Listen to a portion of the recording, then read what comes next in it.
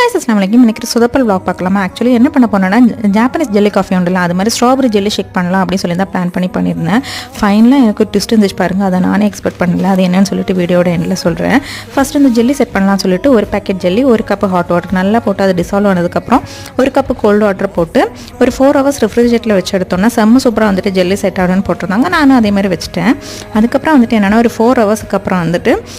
நம்ம ஷேக் பண்ணிக்கலாம் அப்படி சொல்லிட்டு கொஞ்சமா ஸ்ட்ராபெரி ஒரு 1/4 கப் sugar கொஞ்சம் ரோஸ் கலர் கிடைக்கணும் அப்படினு சொல்லிட்டு கொஞ்சமா ரோஸ் ஆட் பண்ணிருந்தேன் அதுக்கு அப்புறம் milk இவ்வளவுதான் போட்டு நல்லா blend பண்ணி எடுத்தாச்சு